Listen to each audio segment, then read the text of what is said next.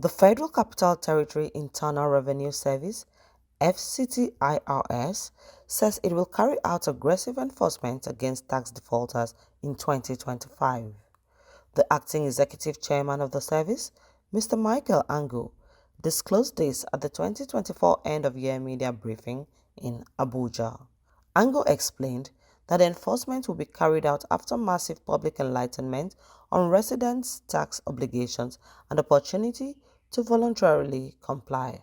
We will extend our enforcement action to all taxpayer segments, and we will not hesitate to impose the necessary sanctions and penalties under our laws, including filing criminal charges against tax defaulters where we determine that that is the best course of action. Let me also state that we will provide multiple channels for taxpayers in 2025 and beyond to pay their taxes. We will improve the use of technology in tax compliance.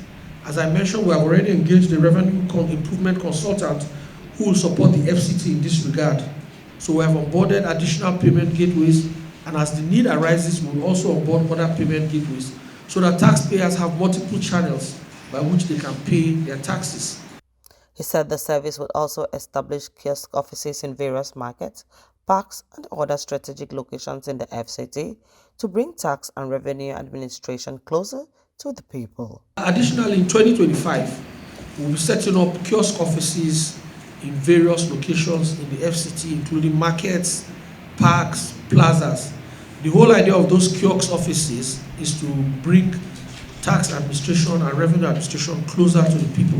The FCT IRS boss said that the service was considering the implementation of property taxes, including pools, betting, and games taxes in the FCT.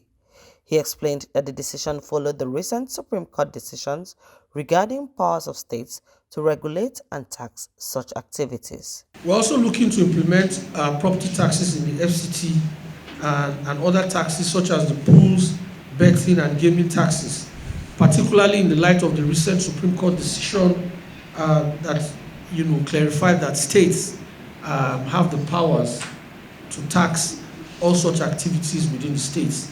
So in this regard, the FCT IRS is looking at how we can also ensure that those activities are properly and adequately taxed.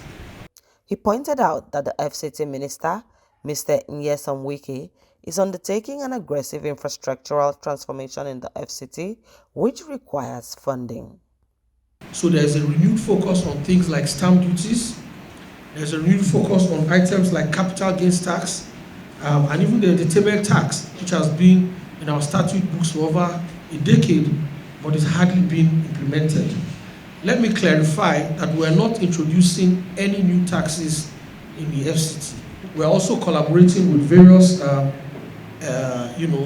bodies. For example, we have met with the Hotel Owners Association, we have met with the Gardens and Parks. We have tried to enlighten them regarding issues around entertainment tax.